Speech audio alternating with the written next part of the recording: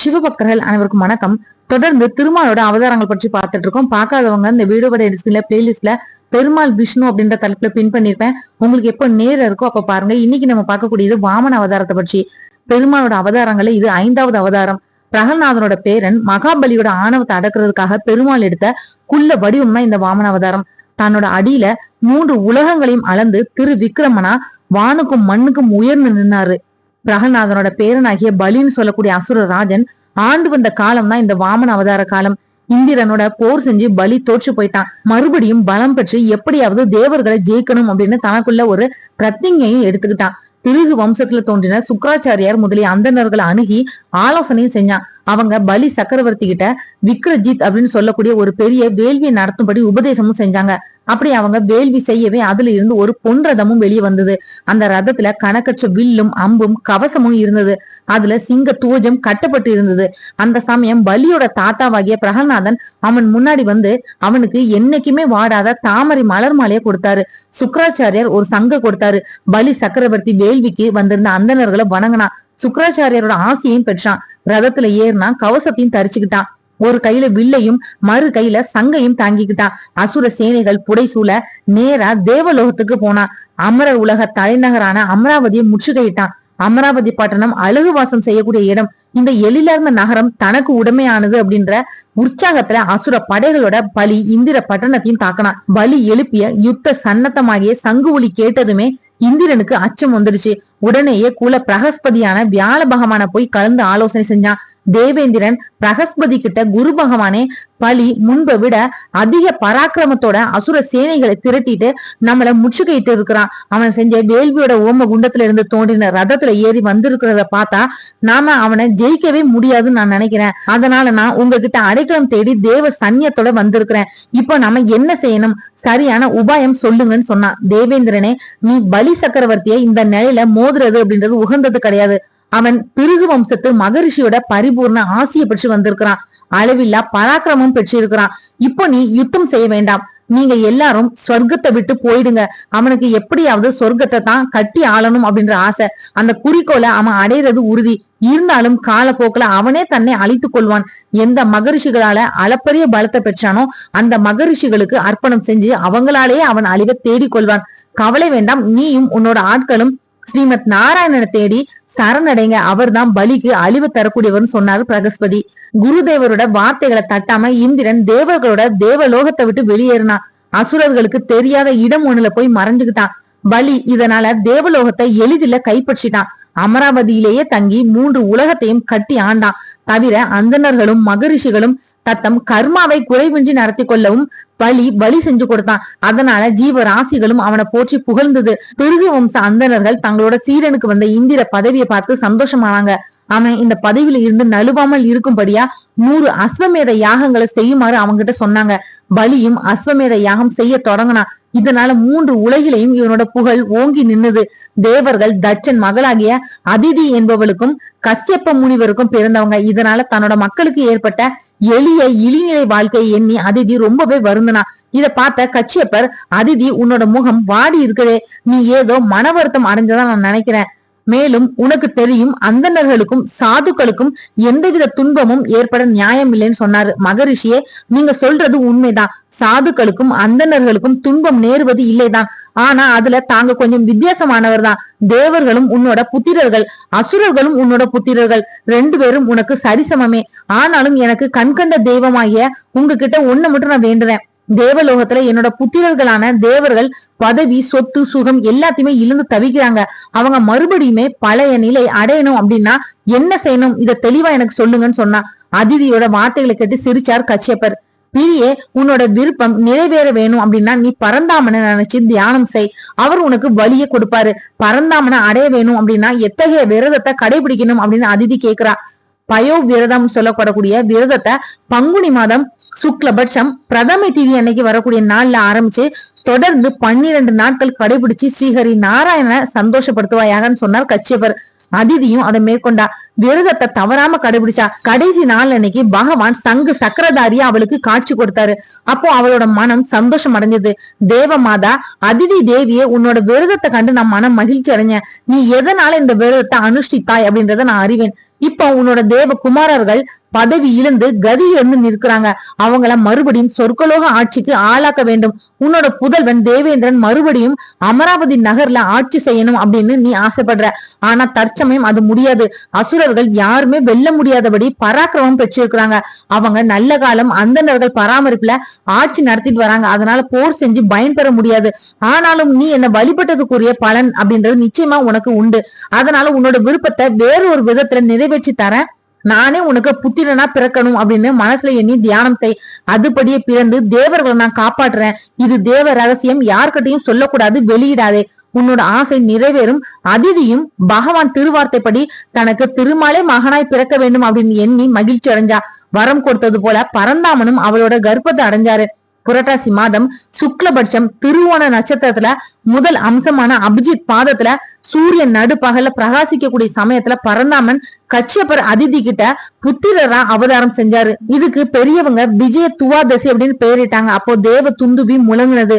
வித்யாதரர், சித்தர், கிம்புருடர் போன்ற வானவாசிகள் பகவான மங்களகரமான துதிகளால போற்றி செஞ்சாங்க. பிறக்கிறப்ப அவர் தந்த காட்சிய கச்சியப்பரும் அதிதியும் பார்த்து ஆனந்த கண்ணீர் வடிச்சாங்க. சியாமல மேனி, சிறுசிலி கிரீடம், காதிலே மகர குண்டலங்கள், சங்கு சக்கரம், கதை, தாமரை தாங்கிய 4 கரங்கள், நெஞ்சில ஸ்ரீவத்சம், கைவளை, தோள்வளை, இடையில மேகலை, மஞ்சள் பட்டாடை, கழுத்துல வண்டு சூழ் வனமாலையும் கௌஸ்துப மணியும் திருவலங்கார பூஷிதராய் பெருமாள் காட்சி கொடுத்தாரு. பெற்றோர்கள் முன்னாடி இப்படி காட்சி கொடுத்த பெருமாள் நாடகத்துல ஏற்படக்கூடிய காட்சி மாற்றம் போல தன்னோட உருவத்தை குட்டையான ஒரு அந்தனர் சிறுவனம் மாத்திட்டாரு. அதிதியும் கச்சியப்பரும் பல மகரிஷிகளை அழைத்து வர செஞ்சு வைதிக கர்மாக்களை செஞ்சு வாமனன் அப்படின்னு பெயரிட்டாங்க. தேவர்கள் குழந்தை பிறந்திருக்கக்கூடிய ஆசிரமத்துக்கு வந்து வணங்கினாங்க. பின்னர் மகரிஷிகள் பெருமானுக்கு உபநயனம் செஞ்சு வச்சாங்க. அந்த சமயம் கதிரவனே அவருக்கு காயத்ரி மந்திரத்தை உபதேசித்தான். பிரகஸ்பதி பிரம்ம சூத்திரத்தை அதாவது பூணூல கொடுத்தாரு. கச்சியப்பர் மூஞ்சியை கொடுத்தாரு. மூஞ்சி அப்படின்னா தற்பையால் செய்த அரைஞான் கயிறு. பூமாதேவி கிருஷ்ணா ஜனத்தை அதாவது மான் தோலை கொடுத்தா. சந்திரன் தண்டத்தை அளித்தான். அதிதி கௌபீனத்தை கொடுத்தா. பிரம்மா கமண்டலம் கொடுத்தாரு. குபேரன் பிச்சை பாத்திரத்தை கொடுத்தான். பார்வதி தேவி அதுல முதல் பிச்சை கொடுத்தா. இப்படி பலர் பல பரிசுகளை கொடுத்தாங்க. பெருமான் திருவருளையும் வேண்டுனாங்க. இப்படி நிகரற்ற பேரும் புகழும் பெற்ற அந்த அந்தன சிறுவன் தன்னோட வைதிக கருமாக்களை தவறாம செஞ்சுட்டு வந்தான். நர்மதை நதியோட வடகரையில பலி சக்கரவர்த்தி ஒரு பெரிய யாகசாலையை அமைச்சான். அந்த வேள்விக்கு மகரிஷிகளை எல்லாம் வரவழைச்சிருந்தான். வாமனர் தன்னோட பெற்றோர்கிட்ட அந்த யாகசாலைக்கு தான் போகணும் அப்படின்னு அனுமதி கேட்டாரு. அவங்க அனுமதி கொடுத்து ஆசையும் கொடுத்து வழி அனுப்பி வச்சாங்க. யாகசாலைக்குள்ள இவர் நுழைஞ்சதுமே மற்ற இடம் எல்லாமே ஒளிமயமாகிடுச்சு. இவர் என்ன கதிரவனோ அக்னி பகவானோ இல்லைன்னா சன குமாரனோ அப்படின்னு அநேகரும் சந்தேகிச்சாங்க. அவரை பலி சக்கரவர்த்தி அன்புருக வரவேற்றான். அர்க்கியம் கொடுத்து அவர் திருப்பாத மலர்களை கழுவி அந்த நீரை தன்னோட தலையிலையும் தெளிச்சுக்கிட்டான். பின்னர் அகமும் முகமும் மலர வாமனர்கிட்ட பலி பேசினான். சுவாமி, தாங்கள் இந்த யாகசாலைக்கு எழுந்தருளியதை கண்டு நான் மகிழ்ச்சி அடைகிறேன். தன்னோட பாத துளிகள் பட்டதோட காரணமா என்னோட முன்னோர்கள் நல்ல பதவியும் பெற்று விட்டாங்க அப்படின்னு நான் நினைக்கிறேன். தங்களோட பாதம் கல்விய தீர்த்தத்தை தெளிச்சு நான் என்னோட பாவங்களை போக்கிக்கிட்டேன். தங்களுக்கு ஏதாவது தேவை அப்படின்னா அத அடியேன் தர சித்தமாக இருக்கிறேன். தாங்கள் தம் தேவைகளை பெற்று மேலும் என்னை கிருதார்த்தன் ஆக்க வேண்டும் அப்படின்னு பிரார்த்தனை செய்தேன். பலியோட பிரார்த்தனை கேட்ட பகவான், அசுரேந்திரா, நீ கூறிய வார்த்தைகளை கேட்டு நான் உண்மையிலே புலகாங்கிதம் அடைகிறேன். நீயோ பரம பாகவதனான பிரகலாதன் வம்சத்துல பிறந்தவன். அதனால உனக்கு கிடைக்காத சம்பத்தை இல்லைன்னு சொல்வேன். மேலும் நீயோ மகரிஷிகளை மதிச்சு அவங்களோட வார்த்தைகளை தட்டாம கேட்டு அவங்களோட வழியை நடக்கிற அந்தணர்களுக்கு ஆவண செஞ்சு ஆதரிக்கிறாய். இப்படிப்பட்ட உனக்கு என்ன குறை இருக்க போகுது? அது மட்டுமா, உன்னோட தந்தையோ தேவதைகள் அந்தணர்களாக வந்து அவனுடைய ஆயுளை யாசிக்கிறார்கள் என்று அறிந்தும் தெரிந்தும் யாசித்ததை அவன் கொடுக்கவில்லையா? அத்தகைய குலத்தில் உதித்த நீ யாசிப்பவர்கள் எது கேட்டாலும் இல்லை என்று சொல்லாமல் கொடுக்கக்கூடியவன் என்பதை நான் அறிவேன். கொடுக்கிறேன் என்று சொல்லிவிட்டு பின்னால் வாக்கு மாறுவது என்பது பெருத்த அவமானம் என்பதை நீ அறியாதவன் அல்ல. நான் உன்கிட்ட விரும்புறது எல்லாமே என்னோட கால் அடியினால் 3 அடி நிலமே. அதுக்கு மேல எனக்கு எதுவுமே தேவையில்லை. ஆக எனக்கு தேவையான அந்த 3 அடி நிலத்தை பெற்றுட்டு போகிறதுக்காக தான் நான் இங்க வந்திருக்கிறேன்னு சொன்னாரு. சுவாமி, என்கிட்ட யாரெல்லாமோ எதையோ கேட்டு பெற்று வாங்கிட்டு போயிருக்கிறாங்க. தாங்களோ ரொம்ப இளைய வயதினராக இருக்கிறீங்க. அப்படிப்பட்ட தாங்கள் தங்களோட கால் அடிகளால் 3 அடிகளை கேட்கறதா நான் நினைக்கிறேன். பிரம்மச்சரியத்தை கடைபிடிக்கக்கூடிய உங்களுக்கு பகவான தியானிக்க சௌகரியமான நிறைய மலர்கள் பூத்து குலுங்கக்கூடிய பூந்தோட்டத்தோட கூடிய பெரிய நிலத்தையே நான் தரேன்னு சொன்னா பலி சக்கரவர்த்தி. அசுர சிரேஷ்டனே, நீ கூறிய வார்த்தைகளால நான் ரொம்பவே திருப்தி அடைஞ்சேன். ஆனா எனக்கு நான் கேட்கக்கூடிய 3 அடி நிலம் மட்டுமே போதும், வேற எதுவுமே தேவையில்லைன்னு சொன்னாரு. பலி சக்கரவர்த்தி அவரை வணங்கி தங்களோட விருப்பப்படியே நான் தரேன்னு சொல்லிட்டு வாமனருக்கு தானம் செய்யறதுக்காக நீர் நிறைந்து இருக்கக்கூடிய கிண்டிய கையில எடுத்தான். அந்த நேரம் இதையெல்லாம் கவனிச்சுட்டு இருந்த சுக்கராச்சாரியார் பலிய தனியா அழைச்சிட்டு போனாரு. பலியை இதோ இங்க குள்ளமான உருவுல வந்து நிற்கிறது வேற யாருமே இல்ல, ஸ்ரீமத் நாராயணனே. அவர் தேவர்களுக்கு உதவணும் அப்படின்ற ஒரே எண்ணத்துலதான் இங்க வந்திருக்கிறாரு. எந்த காரியத்தையும் ஆராய்ஞ்சு அவசரப்படாம சற்று நிதானமாகவே நீ செய்ய போகக்கூடிய காரியத்தால உனக்கு மட்டும் இல்ல, உன்னை சேர்ந்தவங்களுக்கும் உன்னை நம்பி இருக்கக்கூடிய அசுரர்கள் எல்லாருக்குமே அழிவு வந்திருக்குது அப்படின்றத மட்டும் மறந்துடாத. இப்பவும் ஒண்ணும் கிடையாது, வாக்கு கொடுத்துட்டோமே அதை நிறைவேற்றணும் அப்படின்ற தயக்கம் வேண்டாம். ஒரு சில இக்கட்டான நிலையில வாக்கு தவறுத சாஸ்திரங்கள் சம்மதிக்குது. அது மட்டும் இல்லாம ஒருத்தர் பிரம்மச்சரிய விரதம் பூண்டு மத்தவங்களோட பொருளுக்கு ஆசைப்படுறப்போ நீ பொய் பேசுறது தவறு கிடையாது. அதனால உன்னோட வாக்குறுதியை மறந்து விடுவாயாக அப்படின்னு விளக்கமா சொன்னார் சுக்கராச்சாரியார். ஆச்சாரியரே, நீங்க சொல்றது முற்றிலும் சரிதான். இருந்தாலும் சற்று சிந்தித்து பாருங்க, என்னோட குலம் எப்படிப்பட்டது. நான் வாக்கு தவறுனா பரம் பாகவதனாகிய என்னோட பாட்டன் பிரகலாதனுக்கு அல்லவா இழிவு. இந்த தூர்த்தன் பிரகலாத வம்சத்துல பிறந்தவன், வாக்கு தவறி விட்டான் அப்படின்னு அவரோட பேரை நினைச்சுதானே இந்த உலகம் பலிக்கும். கொடுத்த வாக்க பூர்த்தி செய்யறதை காட்டிலும் சிறந்த தர்மம் வேறு கிடையாது. தானம் செய்யறதுனால நான் எல்லாத்தையுமே இழந்தாலும் சரி, ஒரு அந்தணனுக்கு அளித்த பிராமணத்தை ஒருபோதும் நான் மீற மாட்டேன். வந்திருக்கிறது பரந்தாமனே என்று சொன்னீர்கள், பகவானே வந்து யாசிக்கிறான் என்றால் அது என்னோட குலத்துக்கு ஏற்பட்ட பெருமையாகவே நான் நினைக்கிறேன். அவருக்கு தானம் கொடுக்கறதுனால வரக்கூடிய விளைவு எதுவா இருந்தாலும் நான் அதை ஏற்றுக்கொள்ள சித்தமாகிவிட்டேன். தயவு செஞ்சு என்ன மன்னிச்சுக்கோங்க, தங்கள் பேச்சை கேட்கவில்லை அப்படின்னு கருத வேண்டாம். நான் கொடுத்த வாக்குறுதியை மீற போறது இல்லைன்னு சொன்னான் பலி. அட மூடா, நான் உனக்கு இப்படி விளக்கமாக கூறியும் என்னோட பேச்சை கேட்காத நீ பதவி இழந்து பரிதாபகரமான நிலைக்கு தள்ளப்படுவாய் அப்படின்னு சாபமிட்டார் சுக்கராச்சாரியார். பலி அந்த நேரத்துல தன்னோட மனைவியை அழைத்து வாமனருக்கு நீர் வார்த்து கொடுக்க தயாரானான். பிறகு வாமனரோட திருப்பாத மலர்களை கழுவுவதற்காக ஒரு ஆசனத்துல அமர்த்தினான். பலியோட மனைவி விந்தியாவளி நீர் முகர்ந்து கொடுத்தா. பலி அவரோட பாதங்களை கழுவுனா. அந்த நீரை தன்னோட சிரசிலும் உடல்நிலையும் தெளிச்சுக்கிட்டான். அவருக்கு செய்ய வேண்டிய பூஜைகளை செஞ்சா. நிலத்தை தானம் செய்யற பொருட்டு தாரை வார்த்து கொடுக்கறதுக்காக கிண்டி செம்பை எடுத்தான். அந்த சமயம் தன்னோட அறிவுரையை ஏற்காம பலி தாரை வார்த்து கொடுத்து ஏமாந்துட போறானே அப்படின்னு எண்ணின சுக்கராச்சாரியார் வண்டி உருவெடுத்து செம்புக்குள்ள நுழைஞ்சு நீர் துவாரத்தை அடைச்சுக்கிட்டாரு. செம்புல இருந்து நீர் வரவே இல்ல. இத உணர்ந்த பகவான் அருகம்புல் ஒன்னால துவாரத்துல குத்துனாரு. அந்த அருகம்புல் துவாரத்தை அடைச்சு கொண்டிருந்த சுக்கராச்சாரியோட கண்கள்ல ஒன்ன குருடாக்கிடுச்சு. கிண்டி செம்புல இருந்து நீர் வெளியில வந்தது. மனைவி நீர் வார்க்க மகாபலி தாரை வார்த்தான். அந்தன குல திலகமே, காலடி அளவில் 3 அடி நிலங்களை உமக்கு தானம் செய்கிறேன் அப்படின்னு சொன்னான். வாமன மூர்த்தியாகிய பகவான் முகம் மலர்ந்தபடி தன்னோட இருக்கையிலிருந்து எழுந்தாரு. அப்போ அவரோட உருவம் வானளவாவி நின்னது. அவரோட திருமேனி எங்கும் நீக்கமர நிறைந்து நின்னது. விண்ணும் மண்ணும் திசைகளும் மற்ற உலகங்களும் 7 கடலும் அத்தனையும் அவரிடம் அடங்கி இருந்தது. இத கண்ட அசுரேந்திரன் பிரமித்து போய் நின்னான். இதோட ஸ்ரீஹரியாகிய வாமனரோட ஒரு கையில சுதர்சன சக்கரம் சுழன்றது, இன்னொரு கையில சாரங்கம் அப்படின்னு சொல்லக்கூடிய வில்லும், இன்னொரு கையில கௌமோதகின்னு சொல்லக்கூடிய கதையும், வேறொரு கையில வித்யாதரம் சொல்லக்கூடிய வாளும் பிடிச்சிட்டு நின்னாரு. தேவர்களும் முனிவர்களும் பகவானோட திவ்ய தரிசனத்தை கண்டு அவரை துதிப்பாடி வணங்கினாங்க. வானலாவ நின்ற வாமனர் ஒரு கால்ல பூமியை அளந்தாரு, இன்னொரு காலால வானத்தை அளந்தாரு. ஆனாலும் 2வது அடிக்கு ஆகாயம் போதல. இந்த நிலையில 3வது அடி வைக்க இடம் ஏது அப்படின்னு வினவினாரு. மீண்டும் தன்னோட உடலை குறுக்கி வாமனரா நின்றாரு. அசுரேந்திரனே, நீ சகல தர்மங்களையும் அறிந்தவன். நீ இந்த நேரம் என்னிடம் கொடுத்த வாக்கை காப்பாற்றவில்லையே, அதனால நீ நரகத்துக்கு போக வேண்டியதாகும் என்பதை நீ அறியாதவன் அல்ல. நான் என் காலால் ஓரடியில் பூமியை அளந்தேன். 2வது அடியால் விண்ணுலகம் முழுவதும் அளந்தும் இன்னும் என் காலடிக்கு இடம் தேவை என்றாகிவிட்டது. 3ஆம் அடிக்கு இடம் இல்லையே. ஆக நீ அதற்காக என்ன தரப் போகிறாய்? மகாபிரபு, இந்த பலி சக்கரவர்த்தி நீங்கள் அறியாதவர் அல்ல. எப்போதும் நான் கொடுத்த வாக்குறுதியை மீற மாட்டேன். 3ஆம் அடிக்கு தங்களுக்கு இடம் வேண்டும், அவ்வளவுதானே. இதோ என் சிரசின் மீது தாங்கள் காலடியை வைக்கலாம். அதனால் ஏற்படக்கூடிய எந்த விளைவுகளையும் நான் ஏற்றுக்கொள்ள சித்தமாகவே இருக்கிறேன்.